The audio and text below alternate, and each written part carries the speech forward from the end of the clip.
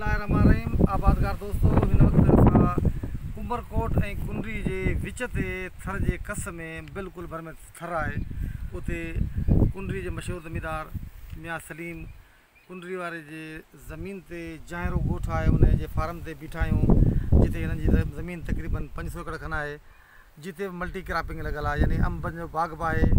ऐं उन सां गॾोगॾु हीउ जेको तव्हां ॾिसो पिया ग्रेप फ्रूट जंहिंखे चऊं था पाण अंग्रेज़ी में, सिंधी में त हिनखे खणी चऊं खटियूं नारियूं या छा मिठियूं नारियूं, उनजो हीउ पूरो बाग़ लॻो बीठो आहे। पर ॾिसो त हिन में केतिरो माल आहे जेको तव्हांखे ॾेखारियूं था।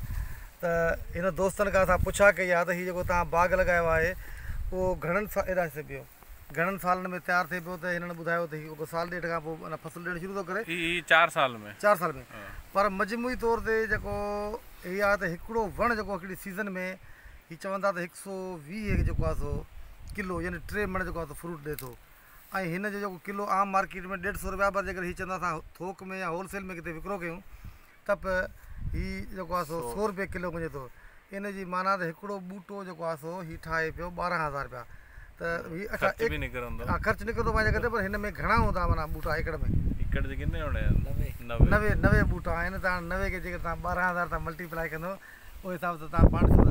अच्छा, अफ़ज़ल संजनानी सां गॾु आहे, शहदादपुर जो मशहूरु ज़मींदार। त हिन पाण ही विज़िट कयो आहे, इंट्रस्टेड आहे बाग़नि में।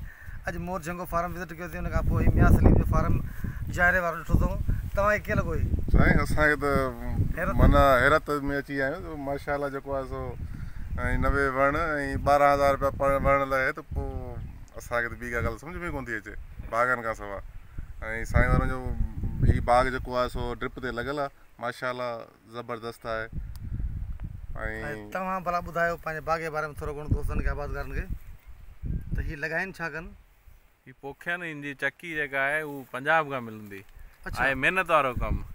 250 रुपये ईअं ई आहे, 250 खां 300 जी चक्की आहे हिकिड़ो माना हिकिड़े वण जी। सही ॻाल्हि आहे। बाक़ी महिनत जो आहे, बाक़ी पोखनि सही आहे। ऐं ॿियो दोस्तनि खे ॿुधायो, ऐं वॾी ॻाल्हि इहा आहे, पंजाब खां हिकिड़ो महीनो पहिरें फ्रूट अचे थो सिंध जो, रेट सुठो मिले थो। ऐं ॿियो ॻाल्हि, तव्हांजो सॼो बाग़ हीउ ड्रिप ते लॻो पियो आहे? हीउ ड्रिप आहे, माना यानी हिते पाणी बि कोन्हे, सफ़ा शॉर्टेज आहे। 40 ॾींहंनि खां पोइ पाणी अचे थो। हा, सभु ड्रिप ते आहे। पोइ हिकु मिनट कम खे हलाइनि पिया, जो हुनजो कमु हले पियो।